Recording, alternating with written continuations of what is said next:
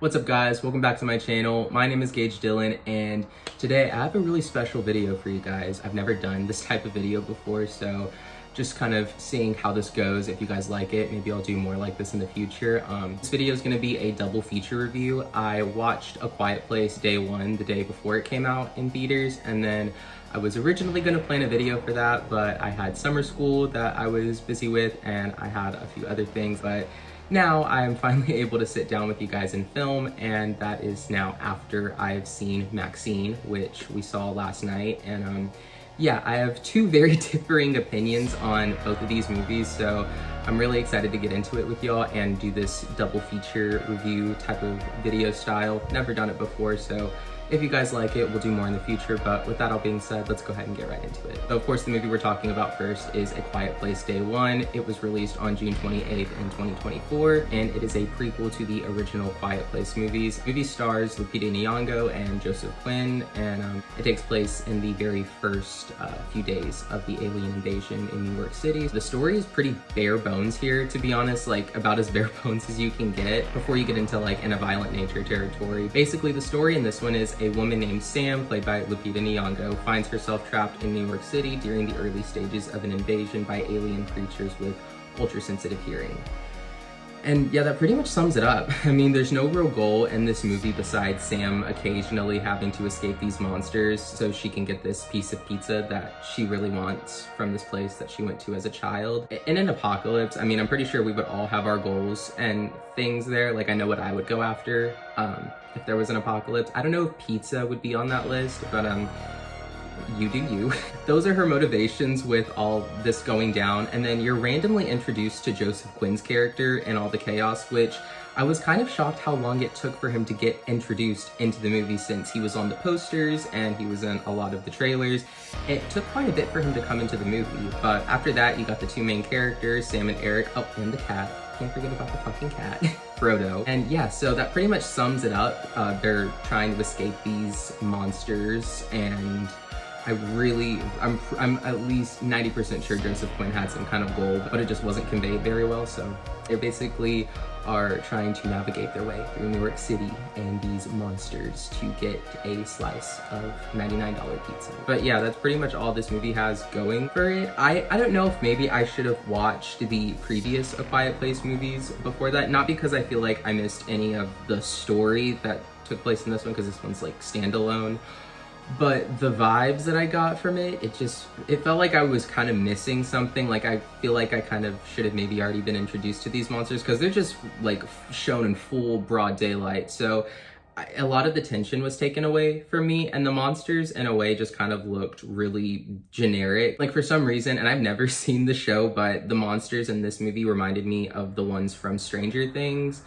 So I was taken a little bit out of the movie every time they came on screen. And then another thing, I don't usually have a problem with CGI if it's used sparingly and properly, but here, the CGI isn't like done terribly or anything. It's just there's so much of it. I mean, they're big and imposing and scary looking, don't get me wrong. If one of these is in front of you in real life, obviously it's fucking terrifying. But in the movie, this movie didn't feel like a horror movie, and unfortunately it didn't feel like a thriller movie to me either, because even most of the action sequences just felt very paint by the numbers. And one thing that I do want to bring up, and it's interesting because I defended Taro for being rated this, but I feel like rating this movie PG-13 kind of hindered it a little bit. You can only have so many sequences in this movie where someone is standing in like a foggy mist and then they're snatched into the misty darkness.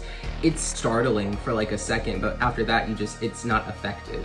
And I feel like if they had maybe a higher rating, they could have showed these monsters actually be more violent and grotesque and scary. But again, I don't feel like that's what this movie or movie franchise is going for. I haven't seen the other two yet, but I don't feel like they would be any different from this one. Maybe, I don't know. I'll have to check them out for myself. As far as ratings go, I would give this movie a 3 out of 10, and I really want to maybe come back to it and watch the first two movies, even though this one didn't really leave the best taste in my mouth. I'll try to give the first two movies a fair shot and then maybe come back to this one and see if maybe I was missing out on some of the hype from the first two movies. I thought that the performances by Lupita Nyong'o and Joseph Quinn were done very well, and it's pretty much all that I'm giving the movie points for, to be quite honest. And the cat, fucking loved that cat. I mean, that's the real star of the movie here. But anyways, I didn't really have much appreciation for this movie, which is very unfortunate because we saw this one in IMAX. There was a lot of hype for it, and ultimately I was let down and just disappointed by the really empty story and movie that we got. Great performances, great cinematography, the movie looked really good. Loved the sound design with the creatures making their noises. I loved how things would get really quiet and stuff, where like you could almost hear a pin drop in the theater, so that was done very well. Speaking of being quiet though, one gripe that I do have with this movie, before I move on, I promise I'll move on, but one more gripe that I have with this movie is that it seemed to kind of pick and choose whenever the creatures would use their hearing things or whatever. Like, there would be these moments where a side character would make just the tiniest sound and then like they would just be there and done. But then you have the main characters like Lupita, who makes like a shit ton of noise and like, no, they're not around. So on one hand, I understand these are your main characters, you have to keep them alive, but at least find a different type of way to inject tension into your movie, because unfortunately, if you don't do that, I mean, you're kind of just going through the motions. So yeah, unfortunately, this movie's at a 3 out of 10 for now, but I'll check out the first 2 movies and then I'll revisit this one. And if I happen to change my rating or opinions on this movie, you guys will be the first to know. All right, so now jumping into our review for MaXXXine, which comes out on July 5th, but luckily I was able to get a special early access screening on July 3rd yesterday at our Cinemark. So I was really lucky to catch this one because they're not doing any preview screenings today on the 4th, so I would have had to wait till Friday, but luckily I was able to get us in. So some basic info for the movie. It was directed by Ty West. Obviously, it serves as the 3rd installment of his X trilogy, and in this film, it follows the character MaXXXine, played by Mia Goth, again, as she pursues fame and stardom in 1980s Los Angeles after the events of X. For this one, the story plot synopsis really got my attention because I was told that this was going to be like a whodunit slasher set in the 80s, and me, who loves 80s slashers and who loves whodunit mysteries like Scream and shit, I was super pumped for this one, and it had a really stacked cast too. You have MaXXXine, who's played by Mia Goth, and you have Tabby, who's played by Halsey. You have Elizabeth, who's the director of the movie that Mia Goth is starring in. Then you have Molly Bennett, who's played by Lily Collins. Sophie Thatcher makes a special appearance as a special effects artist. There's Kevin Bacon, Bobby Cannavale, I know I said that wrong, I'm so sorry. Michelle Monaghan. There were so many actors that I was really excited to see and be a part of this whodunit mystery set in the 80s, so I was so excited to hear about all these characters that were going to be included. Unfortunately, I don't feel like they were utilized enough, but we'll get into that in a second. The movie's pretty simple enough. It just simply follows MaXXXine as she is trying to get out of being an adult film star. She's kind of done with that part of her life, especially after the events of X, so now she's got an agent and she's working in Los Angeles to get her big break, and she's finally got a role for this new movie, and things are really starting to look up for her until these murders start taking place around Los Angeles.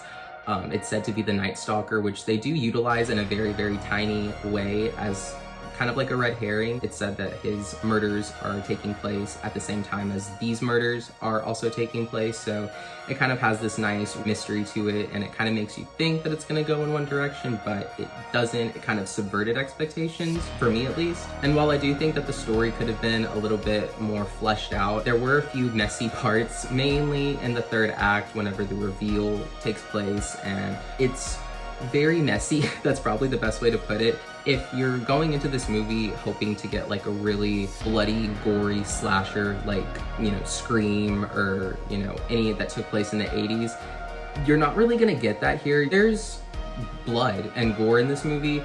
In my opinion, not nearly to the effect that it was used in X. The murders in this movie are also very sparse, so you're not really getting kind of like a really quick-paced slasher. It's more of like mystery. However, don't get me wrong, this movie still does remind its audience that it is rooted in the horror genre. It has a lot of references to older horror movies. They have them playing on the TV in the background. They use certain music, but there's just really not a lot of scare factor here as one would maybe want from a slasher movie like this. I feel like it was maybe marketed that way. Tragic. I knew 3 people who were murdered in 3 days. But as far as it actually being one, it's more just kind of a love letter to 80s slashers. Because again, I wouldn't really consider this movie scary. I would consider it more of a mystery 80s period picture of what it was like being an actor in the 1980s in Los Angeles. Lots of good commentary on what it was like, you know, back in that day being an actor, then, you know, Hollywood being accused of Satanism from people that were really religious at the time. Horror movies were considered evil. There's just a lot of history from 80s movies and 80s horror culture and all that stuff back in the day being shown in this movie and referenced in a very nice way where it's not heavy-handed, but you can still see what the movie's going for. Overall, I would say that as far as my rating would go, I would give this movie an 8 out of 10. I don't really want to spoil anything in this movie. I feel like I've said too much about this one versus A Quiet Place. I hope I didn't spoil too much with what I've already said, but one thing that I did want to touch upon is that the trailer really showcased the stacked cast that I had mentioned before I really got into this review. Unfortunately, I don't feel like they were utilized enough. Every actor in this movie that had a role gave it their all with what they were given. However, I think that maybe if this movie would have had maybe a longer runtime or was structured in a different way, it could have given these characters a lot more screen time and it would have been a lot more effective once these characters started to get disposed of or were revealed to be behind something or the killer. It just would have given the movie a lot more impact and would have given these characters a lot more to do because they had some really great actors in this movie, and it feels like they were very restricted on what screen time they could give to which actors. And overall, while I think the movie would have been a stronger mystery whodunit movie if the characters were given more screen time, I think that where the movie ended up going worked more in its favor than had it kind of worked as a traditional whodunit slashers. But yeah, I would say A Quiet Place Day 1, 3 out of 10, and then MaXXXine, 8 out of 10. I feel like I probably should have maybe brushed up on what came before it, especially A Quiet Place since I've never actually seen those movies. I feel like that can maybe impact or change my feelings about that movie. As far as MaXXXine goes, I would say that my feelings may not change about it. I just would maybe want to see if there were more connections with Pearl and X that I maybe didn't notice whenever watching MaXXXine, or maybe I'll find some more appreciation for the story that they were going for. But in the end, I feel like it worked better as a mystery drama with some horror elements instead of just being a full-on horror slasher. So in the end, I guess we'll just have to wait and see. So I will be sure to let you guys know. Let me know down in the comments below how you felt about either of these movies. Have you watched them yet? What did you think of them? If you haven't yet, let me know which one you're most excited for. Also, if you like this double feature review format, again, let me know down in the comments below and maybe I can make some more videos in this type of style. But that may be later on down the line because next week we have yet another horror movie to be excited for. We have Long Legs, which stars Minka Monroe and Nicolas Cage. That one I've avoided as many trailers as I possibly could. I was nearly spoiled last night in the theater whenever they played the trailer. I had my boyfriend shield me from the screen.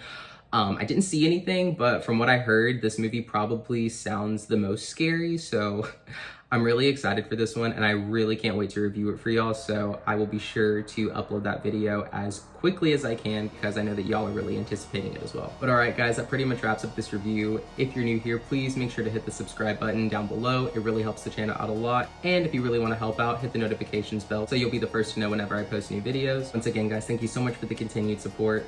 Don't forget to like and share, and I'll see you in the next one.